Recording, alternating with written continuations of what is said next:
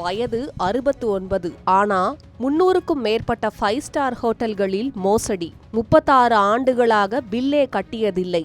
Hotel உரிமையாளர்களை கதறவிட்ட தமிழ்நாட்டு முதியவர். முழு விவரத்தை பார்ப்போம்.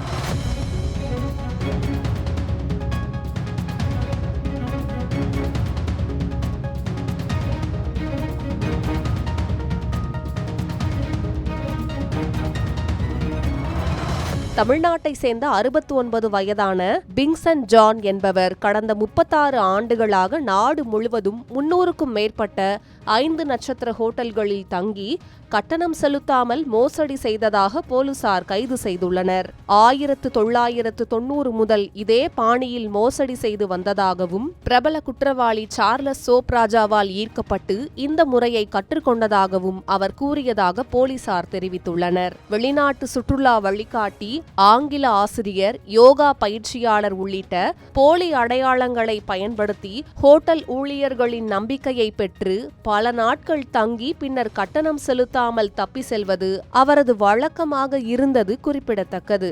சில ஹோட்டல்களில் இவர் மதிப்புமிக்க பொருட்களையும் திருடியதாக போலீசார் சந்தேகிக்கின்றனர். சத்தீஸ்கரின் ராய்ப்பூரில் உள்ள ஹயாத் ஹோட்டலில் 2 நாட்கள் தங்கி 63,755 ரூபாய் கட்டணத்தை செலுத்தாமல் வெளியேறியதுடன் 1,48,000 ரூபாய் மதிப்புள்ள லேப்டாப்பையும் திருடி சென்றதாக புகார் அளிக்கப்பட்டது.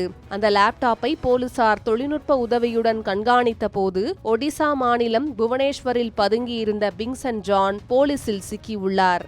ஏற்கனவே 2022ஆம் ஆண்டு கேரளாவில் இதே போன்ற மோசடி வழக்கில் அவர் கைது செய்யப்பட்டிருந்தது குறிப்பிடத்தக்கது.